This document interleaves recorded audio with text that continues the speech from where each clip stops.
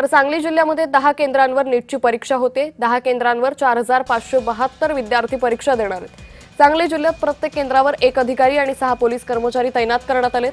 दुपारी 2 वाजता नीटच्या परीक्षेला सुरुवात होईल। सांगली शहरात पटवर्धन हायस्कूल, पुरोहित कन्या प्रशाला आणि डॉक्टर पतंगराव कदम महाविद्यालय या ठिकाणी नीटची परीक्षा केंद्र आहेत।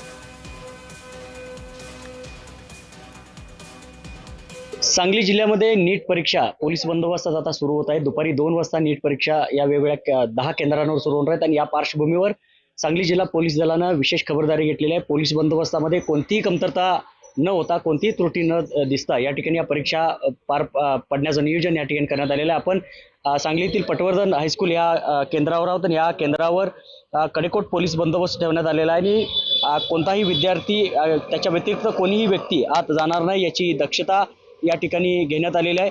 सांगली शहर पोलीस असतील किंवा जिल्ह्यामध्ये एकूण 10 केंद्रांवर अशा प्रकारचा बंदोबस्त आपल्याला पाहायला मिळतो। 1 अधिकारी आणि 6 ते 8 कर्मचारी असा बंदोबस्त या ठिकाणी पाहायला मिळतोय। पार्किंग व्यवस्थेसहित सुरक्षा व्यवस्था कडेकोट या ठिकाणी करण्यात आलेली आहे। साधारण 4572 इतके विद्यार्थी आज नीट परीक्षा देत आहेत आणि नीटच्या पार्श्वभूमीवर या ठिकाणी प्रचंड पोलीस बंदोबस्त तैनात करण्यात आलेला आहे, जेणेकरून या नीटच्या बाबतीत जे काही वातावरण गेल्या काही दिवसापासून निर्माण झालं होतं याला कुठतर छेद पडावा आणि हे वातावरण पुन्हा न्यूट्रल व्हावं या दृष्टीनं जिल्हा पोलीस दलानं सुद्धा नियोजन केलेलं आहे। या पार्श्वभूमीवर दुपारी 2 वाजता या नीटच्या परीक्षांना सुरुवात होणार आहे आणि कडेकोट बंदोबस्तामध्ये ही परीक्षा संपन्न होत आहे। व्हिडिओ जर्नलिस्ट योगेश माने सोबत दीपक चव्हाण, जय महाराष्ट्र, सांगली।